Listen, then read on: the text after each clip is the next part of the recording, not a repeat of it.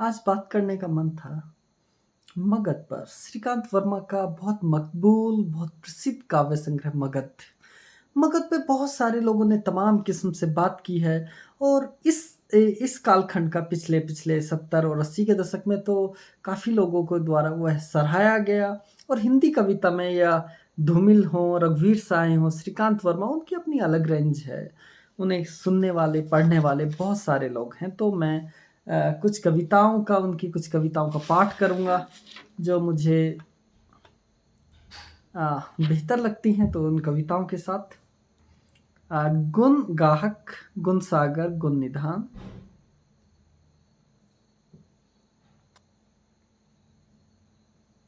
बहुत वर्षों बाद मैं आपके दरवाजे आया हूँ। सुनिए यजमान, जन जन्मांतरों की कथाएं, नगरों नागरिकों की व्यथाएं लाया हूँ। पहचाने मुझे बेताल, मुझे मेरे कृत्यों ने काल की रुगन एक डाल पर लटका दिया था। गुण गाहक, गुण सागर, गुण निधान, आपकी दया से मैंने नर योनि फिर धारण की। अब एक और मुझे वर दें, अगर मैं आपको स्वर न दे सकूं, आप मुझे स्वर दें, आवाज़ दें मुझे। लेकिन ये तो नांदी पाठ हुआ। एक लहजा है भारतीय परंपरा का। तो मगध कविता से हम शुरुआत करते हैं। सुनो भाई घुड़सवार, मगध किधर है? मगध से आया हूँ, मगध मुझे जाना है। किधर मुड़ूं, उत्तर के दक्षिण या पूर्व के पश्चिम में? लो वह दिखाई पड़ा मगध, लो वह अदृश्य। कल ही तो मगध मैंने छोड़ा था, कल ही तो कहा था मगध वासियों ने मगध मत छोड़ो। कल ही तो कहा था मगध वासियों ने मगध मत छोड़ो। मैंने दिया था वचन, सूर्योदय के पहले लौट आऊंगा। मैंने दिया था वचन, सूर्योदय के पहले लौट आऊंगा। न मगध है न मगध, तुम भी तो मगध को ढूंढ रहे हो। बंधुओं, यह वह मगध नहीं तुमने जिसे पढ़ा है किताबों में, यह वह मगध है जिसे तुम मेरी तरह गवा चुके हो। अपने शहरों को, अपनी स्थितियों को, अपनी जगहों को जिन्हें खो चुके हैं, ये उनकी कहानी है। ये वो मगध नहीं जिसकी हमें तलाश थी, जिस शहर की हमें तलाश थी, जो साहिर ने कहा या फैज़ ने कहा, वो या इंतज़ार हुसैन जिसको लेके बात करते हैं। तो जो स्थितियां हैं उनको लेके मगध के लोग मृतकों की हड्डियां चुन रहे हैं। कौन सी अशोक की है और चंद्रगुप्त की? नहीं नहीं, ये बिम्सार की नहीं हो सकती, अजातशत्रु की है। कहते हैं मगध के लोग और आंसू बहाते हैं। स्वाभाविक है, जिसने किसी को जीवित देखा हो वही उसे मृत देखता है। जिसने जीवित नहीं देखा मृत क्या देखेगा? जिसने जीवित नहीं देखा मृत क्या देखेगा? कल की बात है, कल की बात है, मगध वासियों ने अशोक को देखा था।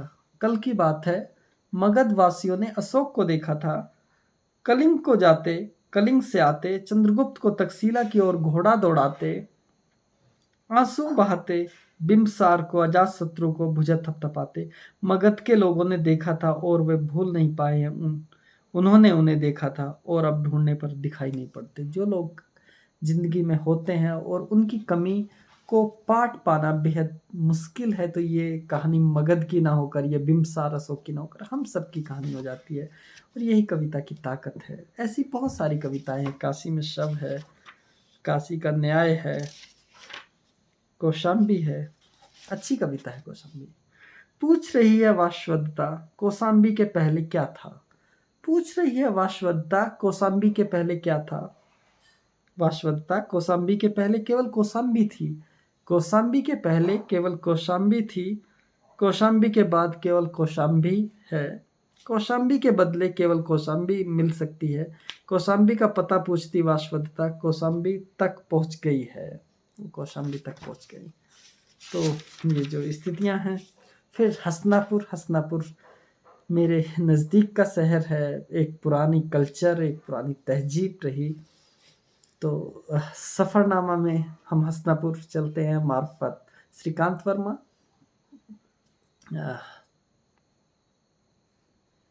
जरा सोचो उस व्यक्ति के बारे में जो हसनापुर आता है और कहता है नहीं नहीं, यह हसनापुर नहीं हो सकता।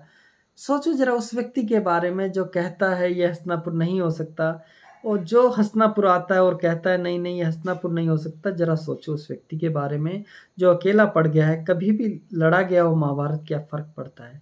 संभव हो तो सोचो हस्तिनापुर के बारे में, जिसके लिए थोड़े थोड़े अंतराल में लड़ा जा रहा है महाभारत, और किसी को फर्क नहीं पड़ता। उस व्यक्ति को छोड़ जो आता है हस्तिनापुर और कहता है नहीं नहीं ये हस्तिनापुर नहीं हो सकता। जो सत्ता केंद्रों की स्थितियां हैं उसको लेके बात की गई। हस्तिनापुर का रिवाज। मैं फिर कहता हूँ धर्म नहीं रहेगा तो कुछ नहीं रहेगा। मैं फिर कहता हूँ धर्म नहीं रहेगा तो कुछ नहीं रहेगा, मगर मेरी कोई नहीं सुनता। कोई नहीं सुनता हस्तिनापुर में सुनने का रिवाज नहीं, और जो सुनते हैं बहरे हैं या अनसुने करने के लिए नियुक्त किए गए हैं। जो सुनते हैं वह बहरे हैं या अनसुने करने के लिए नियुक्त किए गए हैं। मैं फिर कहता हूँ धर्म नहीं रहेगा। मैं फिर कहता हूँ धर्म नहीं रहेगा तो कुछ नहीं रहेगा, मगर मेरी कोई नहीं सुनता। तब सुनो या मत सुनो हस्तिनापुर के निवासियों, तब सुनो या ना सुनो हस्तिनापुर के निवासियों। होशियार, हस्तिनापुर में तुमने एक हस्तिनापुर में तुम्हारा एक शत्रु पल रहा है, विचार। और याद रखो आजकल महामारी की तरह फैल जाता है विचार। विचार ही बहुत बड़ी ताकत है, उसने देश दुनिया को बदला है, सोसाइटी को बदला है। कपिल वस्तु है, चिल्लाता है कपिल वस्तु। तक्षशिला, उदास है तक्षशिला। तक्षशिला में सैनिक दिखलाई पड़ते हैं इक्का दुक्का। किसको ढूंढ रहे हो, गुमसुम क्यों क्यों दुर्ग तक जाकर वापस आ जाते हैं इक्का दुक्का। देख रहे हैं हक्का बक्का, कुछ भी नहीं, क्या बचा है, सिर्फ एक धोखा। रह रह कर चिल्लाता है किसने मुझे रचा है, चिल्लाता है कपिल वस्तु। उज्जैनी, उज्जैनी इसलिए भी प्रिय महाकवि कालिदास की कर्मस्थली, जन्मस्थली। कालिदास ने जिस गणिका से प्यार किया था उज्जैनी में कस्तूरी सी बसी हुई थी। क्या सुयोग था। उज्जैनी थी, कालिदास थे, कस्तूरी थी। कभी कभी नक्षत्र योग से हो जाता है। अब ये किसको ढूंढ रहे हैं, महाकाल से पूछ रहे हैं। कस्तूरी सी बसी हुई थी, कह रहे हैं कस्तूरी सी बसी हुई थी जो, क्या यह उसकी नगरी है उज्जैनी। कालिदास ने जिस गणिका से प्यार किया था क्या इस रास्ते से गुजरी है। कालिदास ने जिस गणिका से प्यार किया था क्या इस रास्ते से गुजरी है। रुको रुको, ये किसका शव है।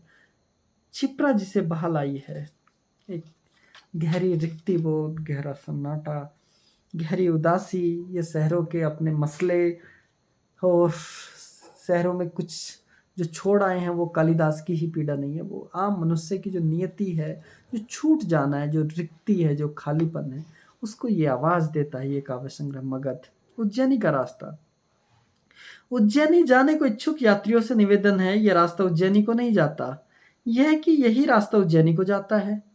मैं कल तक रास्ता दिखा रहा था यह कहकर कि सावधान ये रास्ता उज्जैनी को जाता है।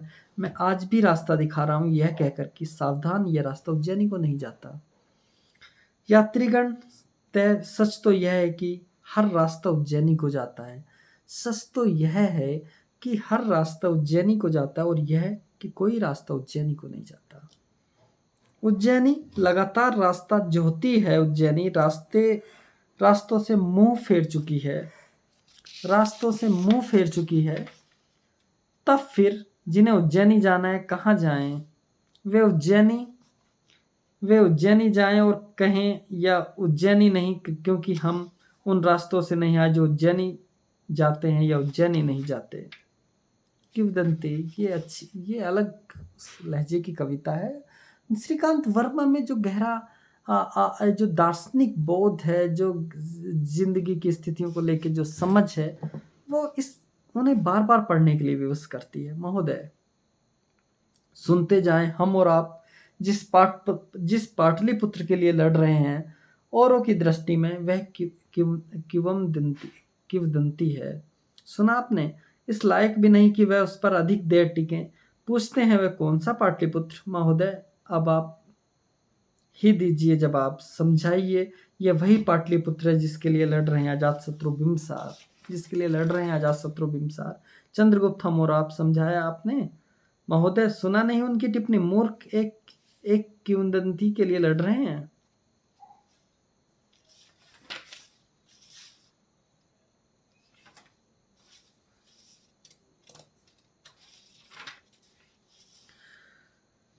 मथुरा का विलाप।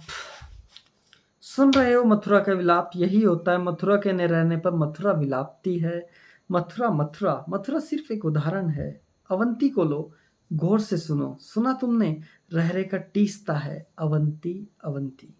मैंने कहा ना, मथुरा के न रहने पर मथुरा, अवंती के न रहने पर अवंती चिल्लाते हैं लोग। संभव है लोगों को रोने की आदत पड़ गई हो नगरों की स्मृति शेष होने पर, मगर मथुरा और अवंती स्मृतियां नहीं। और अगर हों भी, क्या कोई मानेगा मथुरा अवंती केवल स्मृतियां हैं? और शहरों के नाम पे जो गणिकाओं की स्थिति है, उसको उसको लेके भी बात की गई है। वैशाली के लोगों की जबान पर सिर्फ एक नाम है, अम्रपाली। सुखी है अम्रपाली की, हर एक उसे जानता है। सुख दुखी है अम्रपाली की, कोई उसे नहीं जानता। जो जानते हैं अम्रपाली अम्रपाली दोहराते वैशाली आते हैं, शेष वैशाली से कतराते हैं। वैशाली के निवासियों, अम्रपाली सिर्फ एक प्रसंग है। जो दूसरे को जानते हैं अम्रपाली रटते हुए वैशाली आएंगे। जिन्हें दूसरों को जानने की इच्छा नहीं, अम्रपाली की आड़ में वैशाली से आंख बचाकर निकल जाएंगे। वैशाली 2, हम होंगे, वैशाली होगी, हम न हुए, वैशाली होगी। नगर नहीं वैशाली, स्मृति है उनकी जो हमसे पहले आए थे। कहते थे जो हम होंगे, वैशाली होगी, हम न हुए, वैशाली हो गई। कौशल में विचारों की कमी है, ये भी काफ़ी पॉपुलर हुई थी कविता। और मुझे जो कविता अच्छी लगती है, सबसे अच्छी इस काव्य संग्रह की, तो मकबूल है, काफ़ी प्रसिद्ध है, उसी को लेके बात कर रहा हूँ और बात को विराम दूंगा। सीढ़ियाँ चढ़ रही है बसंत सेना, अभी तुम न समझोगी बसंत सेना, अभी तुम युवा हो। सीढ़ियाँ समाप्त नहीं होती, उन्नति की हो अथवा अवनति की, आगमन की हो या प्रस्थान की, अथवा अवसान की अथवा अभिमान की, अभी तुम न समझोगी। अभी तुमने समझोगी बसंत सेना। न सीढ़ियाँ चढ़ना आसान है, न सीढ़ियाँ उतरना। जिन सीढ़ियों पर चढ़ते हैं उन्हीं सीढ़ियों से उतरते हैं हम। निर्लिप्त हैं सीढ़ियाँ, जो दूसरे को कंधे को सीढ़ियाँ बना के सफलता की राह तलाशते हैं। उन पे भी एक सटायर है, गहरा व्यंग है, ये विशेषता है। क्योंकि तमाम चीज़ें नष्ट हो जाती हैं, लेकिन जो जो मूल्य हैं वो नष्ट नहीं होते। तो श्रीकांत वर्मा एक बड़े दायरे में बात कर रहे हैं, गहरे दार्शनिक सवालों को उठा रहे हैं। न सीढ़ियाँ चढ़ना आसान है, न सीढ़ियाँ उतरना। जिन सीढ़ियों पर चढ़ते हैं हम उन्हीं सीढ़ियों से उतरते हैं हम। निर्लिप्त हैं सीढ़ियाँ, कौन चढ़ रहा है कौन उतर रहा है। चढ़ उतर रहा है या उतरता चढ़ रहा है। कितनी चढ़ चुके, कितनी उतरना है। सीढ़ियाँ न गिनती हैं न सुनती हैं बसंत सेना। तो आज इतना ही। श्रीकांत वर्मा मगध, इसकी कुछ कविताएं कल भी मैं आने वाले समय में कुछ साझा करूंगा। कल हो पाया, कल नहीं, आने वाले समय में। लेकिन आप सफ़रनामा यूट्यूब चैनल को देखते रहिएगा। फिर किसी एक खूबसूरत किताब पे बात लेके आएंगे, इसको भी एक्सटेंड करेंगे, लेकिन फिर किताब वाला संडे होगा। और किताब वाले संडे के एपिसोड आप उसी में सुन पाएंगे, सफ़रनामा में। मेरा यूट्यूब चैनल है, और आप फेसबुक पे भी मुझे पढ़ सकते हैं, सुन सकते हैं। बहुत बहुत शुक्रिया। पुस्तक संस्कृति बची रहे, बनी रहे, तभी हिंदी बची और बनी रहेगी। शुक्रिया।